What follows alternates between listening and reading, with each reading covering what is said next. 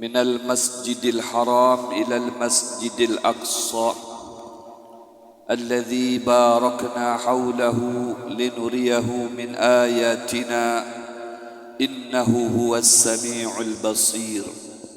أشهد أن لا إله إلا الله وأشهد أن سيدنا ونبينا محمدا عبده ورسوله وحبيبه وصفيه وخليله أرسله بالهدى ودين الحق ليظهره على الدين كله. اللهم صل وسلم وبارك وكرم وعظم على سيدنا وحبيبنا وشافعنا مولانا محمد الفاتح لما أغلق والخاتم لما سبق ناصر الحق بالحق والهادي إلى صراطك المستقيم وعلى آله وصحبه حق قدره ومقداره العظيم. أما بعد، فيا أيها المسلمون أوصيكم جميعا ونفسي بتقوى الله وطاعته فقد فاز المتقون. وقال تبارك وتعالى في كتابه الكريم وهو أصدق القائلين: أعوذ بالله من الشيطان الرجيم، بسم الله الرحمن الرحيم، والعصر إن الإنسان لفي خسر إلا الذين آمنوا وعملوا الصالحات وتواصوا بالحق وتواصوا بالصبر. وقال أيضا جل جلاله في علاه: يا أيها الذين آمنوا اتقوا الله حق تقاته ولا تموتن إلا وأنتم مسلمون. وقال حبيبنا ونبينا وشفيعنا وقدوتنا مولانا محمد: اتق الله حيثما كنت واتبع السيئة الحسنة تمحها وخالق الناس بخلق حسن. صدق الله العظيم وصدق رسوله النبي الحبيب الوفي الكريم، ونحن وإياكم على ذلك من الشاهدين والشاكرين، والحمد لله رب العالمين. معاشر الحاضرين، jamaah salat fardul Jum'ah Masjid Jabal Husna, Kota Samarinda, Provinsi Kalimantan Timur, Republik Indonesia, yang dimuliakan Allah Subhanahu wa taala. Alhamdulillah, nashkuruh. Pertama dan yang paling utama adalah kita sama-sama panjatkan puji dan syukur kehadirat Allah Jalla Jalaluhu fi'ulah atas segala karunia serta nikmat yang diberikan kepada kita. Terkhusus nikmat di mana pada kesempatan ini kita berada di satu tempat yang agung, tempat yang mulia. Tiada tempat yang paling mulia, yang paling agung di atas permukaan bumi ini selain daripada masjidnya Allah Subhanahu wa ta'ala. Dan perkumpulan kita pada kesempatan ini pula bukan hanya di tempat yang agung, yaitu di masjidnya Allah Subhanahu wa ta'ala, akan tetapi juga bersama-sama kita mengagungkan Zat yang Maha Agung Allah Subhanahu wa ta'ala, yaitu bersama-sama kita akan melaksanakan solat fardhu Jum'ah yang insyaAllah nantinya akan kita laksanakan dengan secara berjamaah. Pada kesempatan ini pula saya sebagai khatib mengajak, menghimbau kepada diri saya dan kita semuanya, kiranya di momentum ini sama-sama kita meningkatkan kualitas keimanan dan ketakwaan kita kehadirat Allah Subhanahu wa ta'ala dengan sebenar-benarnya takwa yang di dalam definisi dinyatakan at-taqwa hiyal ibarah an imtithali awamirillah wajtinabin nawahi. Takwa itu adalah secara global maknanya berusaha untuk selalu dapat menjalankan perintah-perintah Allah Subhanahu wa ta'ala, termasuk diantaranya yaitu salat fardhu Jum'ah, dan juga berusaha untuk selalu dapat menjauhi terlebih meninggalkan segala apa yang menjadi larangannya. Tidak ada suatu capaian yang membawa kebahagiaan, keberuntungan secara hakiki di dunia maupun di akhirat, melainkan dengan jalur takwa. Karena takwalah yang akan membawa seorang hamba menjadi sebaik-baik manusia dan menjadi semulia-mulianya manusia. Seperti mana Allah Subhanahu wa taala firmankan, "Inna akramakum 'indallahi atqakum." Sesungguhnya manusia termulia, terhebat, teragung, tersukses merekalah yang semasa di dunianya senantiasa dapat menjalankan nilai-nilai ketakwaan kepada Allah Subhanahu wa taala. Maka Allah Subhanahu wa taala pun menjamin mereka yang senantiasa di dalam semasa hidupnya itu berusaha dan selalu berusaha untuk menjadi orang yang takwa dengan beberapa jaminan. Yang pertama, Allah Subhanahu wa taala firmankan, "Wa may yattaqillah yaj'al lahu makhraja wa yarzuqhu min haitsu la yahtasib." Dengan selalu bertakwa kepada Allah, dengan selalu menghubungkan jiwa raga kita dengan Allah Subhanahu wa taala yang diekspresikan dengan selalu menjaga salat 5 waktu, dengan selalu beramal soleh, berkepribadian yang baik, pola pikir yang baik, perbuatan yang baik, tutur kata yang baik. Maka dengan demikian Allah Subhanahu wa taala menjamin hidupnya. Yaj'al lahu makhrajah. Allah akan berikan solusi-solusi yang terbaik untuknya di saat dilanda berbagai masalah, di saat dilanda berbagai musibah, di saat dilanda berbagai bencana, maka Allah akan berikan jalan keluar untuknya. Wa yarzuqhu min haitsu la yahtasib. Bahkan Allah akan memberikan rizki yang tidak dapat kita prediksi dari mana sumbernya. Artinya disinilah jaminan Allah Subhanahu wa ta'ala, yang rizki selalu akan dihantarkan kepadanya dan segala permasalahan akan diselesaikan dengan secepat mungkin. Kemudian jaminan yang kedua bagi orang yang takwa kepada Allah Subhanahu wa ta'ala, yaj'al lahu min amrihi yusra. Allah akan permudah segala urusannya, yang dimana notabene-nya kita manusia yang masih hidup tidak lepas daripada permasalahan hidup, problematika hidup, tapi tidak ada satu problematika pun yang tidak dapat diselesaikan dengan baik. Dan di antara penyelesaian yang sangat dan amat baik adalah dengan cara kita bertakwa kepada Allah Subhanahu wa taala. Maka dengan takwa kepada Allah tidak ada suatu urusan apapun yang sangat dan amat rumit tidak bisa diselesaikan. Penyelesaiannya adalah takwa kepada Allah Subhanahu wa taala. Jaminan yang ketiga adalah yaj'al lahu yu'adzib lahu ajra. Allah Subhanahu wa taala akan menjadikan segala sepak terjangnya, segala perbuatan baiknya dengan dibalas oleh Allah Subhanahu wa taala dengan balasan pahala yang berlipat ganda. Wa yukaffir anhu sayi'atihi, dan Allah pun akan selalu menjadikan segala perbuatan-perbuatan yang buruk dan kotornya itu dengan secepat mungkin menghapusnya, dan dosa-dosanya dengan secepat mungkin Allah Subhanahu wa taala mengampuninya. Maka tidak ada tersisa sedikit pun dosa maupun kesalahan di dalam pribadi orang yang takwa kepada Allah Subhanahu wa taala. Karena memang ketika seseorang melakukan ketakwaan, maka secara tidak langsung dosa dan kesalahan itu akan hilang, akan gugur, akan jatuh, akan dengan sendirinya terampuni, dan memang selalu diampuni oleh Allah Subhanahu wa taala. Subhanallah. Itu di dunia. Allah Subhanahu wa taala secara garis besar, bagi orang yang takwa kepada Allah tidak ada hidupnya susah, tidak ada hidupnya sempit, tidak ada hidupnya bangkrut, melainkan akan selalu mendapatkan jaminan dalam segala sektor. dari Allah Subhanahu wa taala. Belum lagi nanti di akhirat.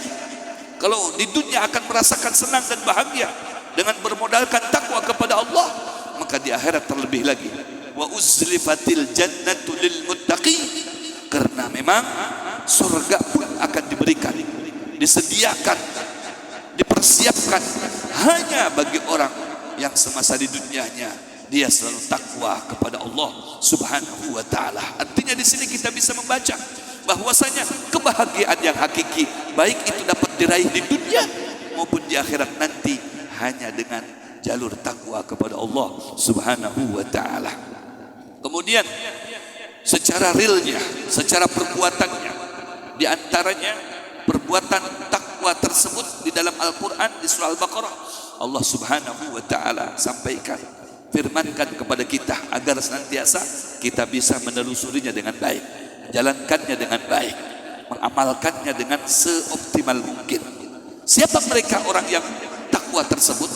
Yang pertama, kata Allah Subhanahu wa taala, mereka orang yang takwa itu adalah alladzina yu'minuna bil ghaib, orang yang selalu di dalam hatinya menyimpan kepercayaan dan keimanan kepada Allah Subhanahu wa taala dengan keimanan yang tangguh, dengan keimanan yang kuat. Artinya pelaksanaan takwa itu adalah yang pertama, pondasinya adalah menjaga iman yang kokoh, menjaga iman yang tangguh, menjaga iman yang kuat. Karena dengan iman yang tangguh, yang kuat, yang kokoh, tidak akan mudah terombang-ambing dengan suasana dan kondisi apapun. Itu yang pertama. Yang kedua, kata Allah Subhanahu wa taala, wa yuqimunas shalah, itu dengan selalu menjaga salat 5 waktu. Ini pelaksanaan takwa. Jadi kalau kita membayangkan takwa, bagaimana sih pelaksanaannya? Ini dalam Al-Quran disampaikan oleh Allah, yaitu yang pertama menjaga nilai-nilai keimanan yang kuat dan tangguh. Yang kedua, selalu menjaga salat 5 waktu. Jangan sampai ditinggalkan, jangan sampai tidak diperhatikan. Karena awal ma yuhasabu bihil abdu yaumal qiyamati as-shalah. Pertama yang akan dipertanyakan terhadap setiap diri kita semasa yang kita lakukan di dunia ini sebelum yang lain-lainnya adalah sholat kita. Bagaimana sholatnya semasa kita di dunia ini akan dipertanyakan pertama kali oleh Allah Subhanahu wa taala. Idza saluhat saluha sairu amali wa idza fasadat fasada sairu amali. Kalau ketika kita diinterogasi oleh Allah Subhanahu wa taala berkaitan dengan sholat dan kita bisa menjawabnya dengan baik, karena kita memang dapat membuktikan semasa di dunianya tidak ada waktu sholat yang kita dapatkan, melainkan kita selalu mengedepankannya. Maka niscayalah semua perbuatan kita, baik yang ibadah mahdhah maupun yang ghair ibadah mahdhah, semuanya akan ditotalitas oleh Allah menjadi baik. Akan tetapi wa idza fasadat fasada sairu amali, kalau semasa di dunianya tidak mentolerir salat, tidak memperhatikan salat, tidak menjaga salat 5 waktu, mohon maaf, maka ini akan berimbas kepada segala perbuatan kita pun akan dijadikan buruk oleh Allah Subhanahu wa taala. Maka dengan itu salat, aqimis shalah tarafain nahar wa sulafan minal lail innal hasanat yudhibna sayiat. Kata Allah, dirikan salat jangan sampai tidak, baik itu siang maupun malam, duhur seperti saat sekarang ini, Jumat, asar, kemudian masuk malam, maghrib, isya dan subuh. Ya, innal hasanat yudhibna sayiat. Karena tatkala kita melakukan daripada beberapa rangkaian salat tersebut setiap hari dan malamnya, yudhibna sayiat, maka tidak ada dosa dan kesalahan sedikit pun yang masih ada terdapat di dalam diri seseorang. Maka dengan itu salat adalah harus kita nomor satukan di dalam segala aspek. Terlebih salat Jumat, idza nudiya lis-shalah min yaumil jum'ati fas'au ila dzikrillah wa darul bai' dzalikum khairul lakum in kuntum ta'lamun. Apabila diserukan kepada kalian untuk melaksanakan salat, tinggalkan sejenak segala aktivitas kita, perniagaan kita, apapun yang menjadi kesibukan kita, yang menjadi pekerjaan kita, tinggalkan sejenak. Bergegaslah menuju Allah Subhanahu wa taala, berkumpul di masjidnya Allah, beribadah di sana. Maka ketahuilah, kata Allah Subhanahu wa taala, sesaat kamu lakukan beribadah di dalam masjid tersebut, jika engkau mengetahui, maka justru yang sedikit itu jauh lebih baik daripada yang banyak yang kamu mandangnya di dunia sana. Lebih baik daripada kamu sedang ya, berbisnis, sedang bekerja, sedang mencari nafkah dan lain sebagainya, maka ketika mengedepankan waktu untuk melaksanakan sholat, waktu yang sedikit itu jauh lebih baik daripada semua waktu yang kita lewati. Masya Allah. Kemudian yang terakhir kata Allah Subhanahu wa taala, wa mimma razaqnahum yunfiqun. Setelah Allah mengopini kita agar senantiasa kita berhubungan dengan Allah secara spiritual, juga Allah mengajarkan kepada kita kiranya untuk kita berhubungan secara sosial, berbuat baik terhadap sesama, peduli terhadap sesama, jangan sampai bermusuh-musuhan, jangan sampai kita berkelahi satu sama lainnya, menjelek-jelekan, kemudian menjatuhkan harga diri satu sama lainnya, melainkan makna daripada takwa adalah menjaga nilai-nilai positif dalam lingkungan kita, nilai-nilai kebaikan dalam kehidupan kita, selalu berbagi terhadap sesama, selalu peduli terhadap sesama, saling memperhatikan, saling asih, saling asah, saling asuh. Itulah makna takwa.